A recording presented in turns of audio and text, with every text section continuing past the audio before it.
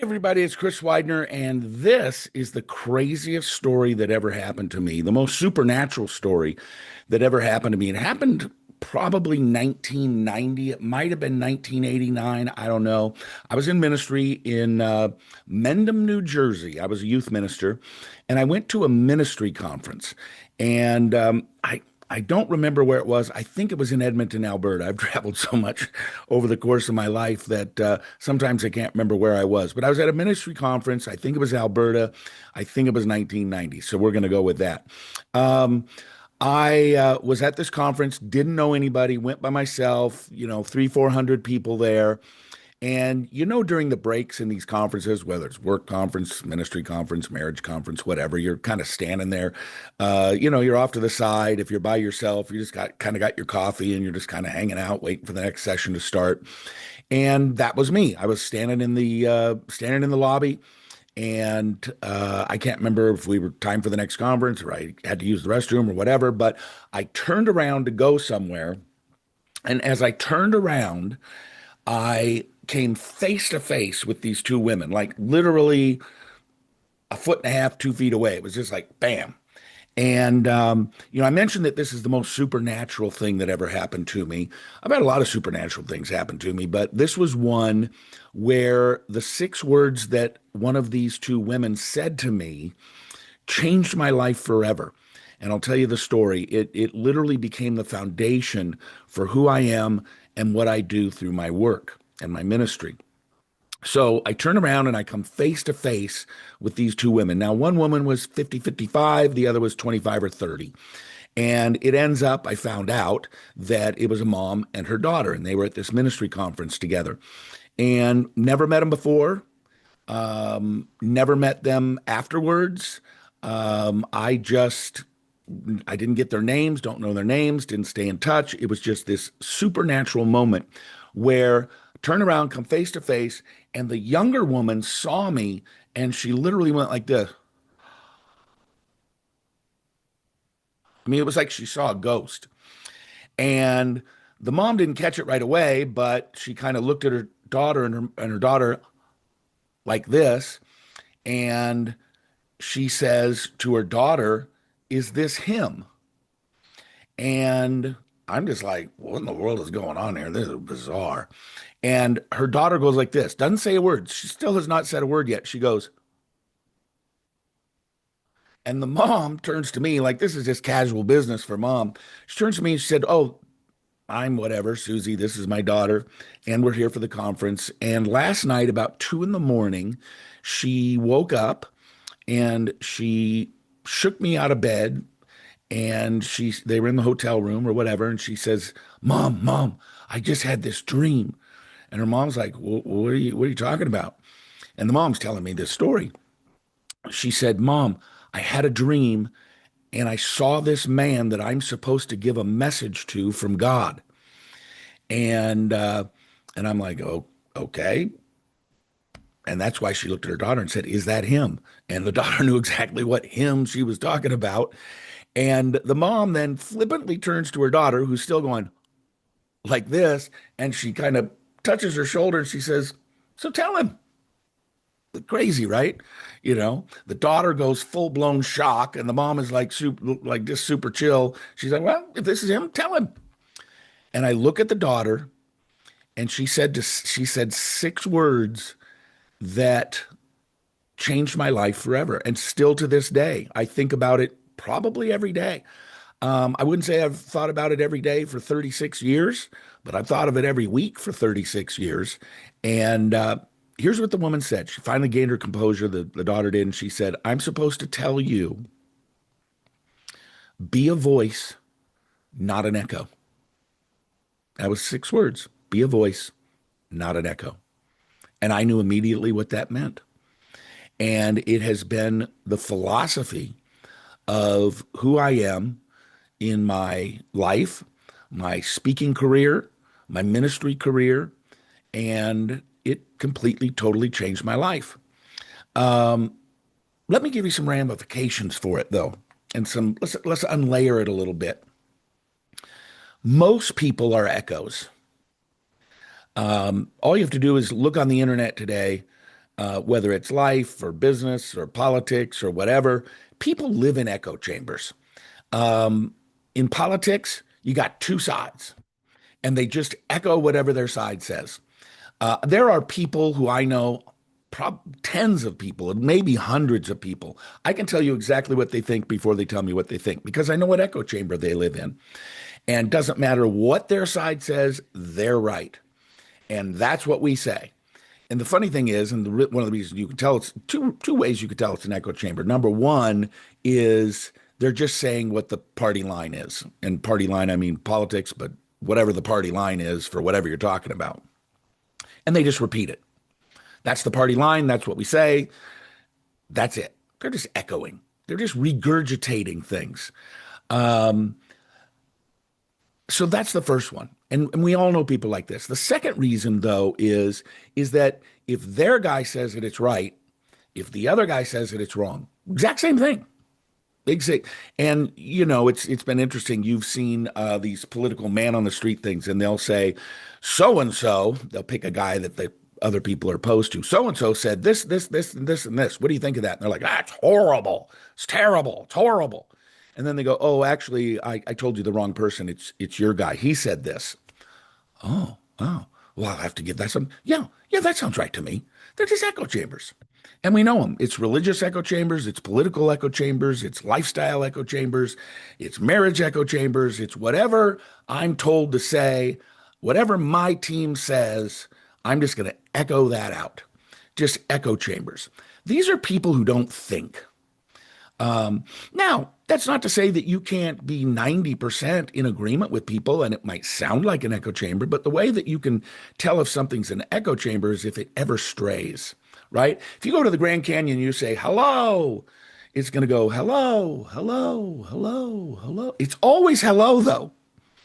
You're never going to go to the Grand Canyon and say, hello, hello, goodbye, goodbye, take care, see you later. Nothing gets interjected into it. It's always hello, right? If you yell that into the Grand Canyon or any other echo chamber.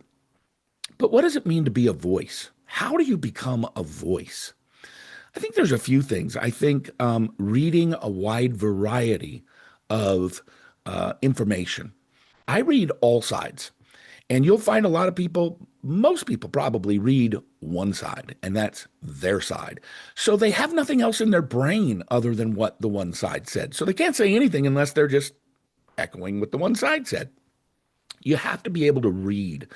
And even if you read something and you come to the end and you still disagree with it, that's better than not reading anything. Because it will, at the very least, it will challenge your thinking. It'll make you think more about it. Even if you come to the same conclusion, at least you've thought it through. But most people, they don't do that. They just want somebody who's going to tell them how to think, going to tell them what to believe, and then they just echo it. And that's not good for you as a person. I think the other thing is to be willing to be disliked for it. Now, I've always said I have these two competing personality traits that I have. I noticed this probably 3 years ago. I was doing some personal development, thinking through, and I came to the conclusion I have two of these traits, and they're in direct conflict with the other.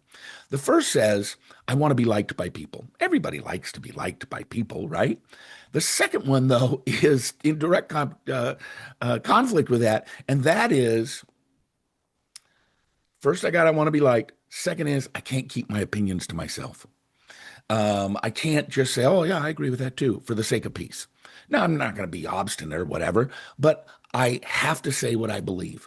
And oftentimes you can imagine if somebody from the echo chamber says, well, this is the way it is. And I go, well, have you ever thought about this? I mean, here's the way I look at it, and they don't like you anymore. I've experienced this even in the last month and a half. Politically, those of you who know me, I won't go into it, but those of you who know me know that I have strong political beliefs, and I probably agree 90% of the time with the people on my side, although I regularly disagree with how they treat people, because I think it's important, if you're dealing in the area of ideas, that you be open-minded and you be graceful and nice to people. You don't have to be a horrible person to them. But they'll say something about our side politically, and I'll say, well, this is actually what the Bible says, and I was shocked, although I shouldn't be, with how much vitriol I got. It isn't one person says, I believe this, and I say, well, I believe this. And then they say, oh, well, okay, I thought this through, you've thought this through, we'll just agree to disagree. It's like, you're evil, you're on the other side, you're terrible, you're horrible. That's just echo chamber actions. And that's what I really just realized about these people. They're not very bright. They don't have any understanding. There could be no nuance to their positions, because they're just echoes. And I just want to challenge you today not to just start disagreeing with people for the sake of disagreeing with people, but once you start digging deep and you start learning and you start growing and you start consuming information and you start listening to the other side, if for no other reason than to be able to strengthen your own argument, you will be a much better person. You will be able to help far more people than you ever would if you're just an echo chamber. Because the only people that you're going to get positive responses from in an echo chamber are the people in your echo chamber. The problem is when you get two echo chambers, one's yelling, hello, hello, hello, and the other's yelling, goodbye, goodbye, goodbye. And they just hate each other. And it's evil that you said goodbye. Well, no, it's evil that you said hello. And then we all just, fall apart. But that's always been my take. Be a voice, not an echo. When I was doing all my motivational speaking at the height of my career, and I would say some things that were not in line with the standard success material of the time. Even religiously now, we live in a different age. We're far from traditional Christianity. And you have all sorts of people who are coming up with new ideas, almost all of them anti-biblical or non-biblical ideas. And so I guess in a way I am an echo chamber in regard to that. I'm an echo chamber and I had to echo the Bible. Well, here's what the Bible says. And so if it says that I believe it, it certainly has worked for tens of millions, hundreds of millions, billions of people over the last thousands of years that we've had it. And, some college professor isn't going to change my opinion because he came up with some radical idea. But the problem is that college professor ends up with hundreds, if not thousands, or if they write a book, millions of people who just echo. They just echo. They just say whatever he said. I like to do this with people when I'm debating them. I'll say, hey, let's have some fun. How about you take my position and I'll take your position? You know what inevitably happens? They won't do it. I've never had anybody take me up on it. You know why? They don't know my position because they're an echo chamber. They just hear whatever they hear and then they just echo. They don't hear what the other side says. They don't hear what other people say. They don't hear what disagreements sound like. They don't hear any nuance. This is what I've been told, and I'm on this team, so I'm going to say it forever. And that's not good for you personally. It's not good for that relationship, not good for our society. I'll tell you one other kind of last funny thing. I've been saying this forever, used it in speeches, hundreds of podcasts. A lot of podcasts end with, is there any one last final piece of advice that you would give our listeners? And so I've said this hundreds of times on podcasts, be a voice, not an echo. And then I tell them the story and tell them kind of what that means. To be able to speak truth, to speak alternative ideas into the marketplace of ideas and the free flow of information. And nobody has ever taken me up on that because they just simply don't know that. Now, here's a funny thing that happened, and I'll be drawing to the close here pretty soon. Probably 3 months ago, I thought, I wonder what would come up if I typed in be a voice, not an echo, because I've said it so much. And the funniest thing happened. It came up that has been credited to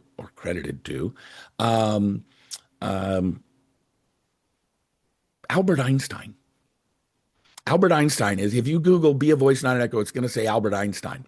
Now, here's the funny thing. I went to ChatGPT and I said, this quote has been attributed to Albert Einstein. Did he really say that? Because I guess in the grand scheme of things, the woman could have heard it, and then God said, "Tell that to this guy." But I ran it through ChatGPT, asked it a bunch of questions just to really make sure I knew. And basically, ChatGPT said, "Not a chance Albert Einstein said this." And that's what happens on the internet when something goes viral and nobody knows who said it. They attribute it to Albert Einstein or Abraham Lincoln because somehow that's supposed to give it some legs. And so I thought to myself, wait a minute, that's not Albert Einstein's quote. That's my quote. And I heard the inner small voice of God, not audible, but I heard it in my brain and I knew right away. God said, "That's not your quote. That's my quote. Be a voice, not an echo." And I just really want to challenge you to not just be the person who just says whatever you're told to say. Do your own research, do your own thinking, do your own reading, roll ideas around in your head for a while and just let it help you become a rich thinker. Because that's what we need more of. We need people who can think and express those ideas instead of people who just say, "Oh, this is what my side says, and I'm just going to say it." So, whether you're talking about Christianity or religion or politics or family or, social ideas or culture or any of those kinds of things, make sure that you're not just echoing what somebody else said. Because if you're just echoing what somebody else said, you're never going to help anybody and you're certainly never going to help yourself. You're never going to grow. You're never going to become a better person. So, with that, be a voice, not an echo. The 6 words that changed my life during one of the weirdest experiences I ever had. Take care. Be a voice, not an echo.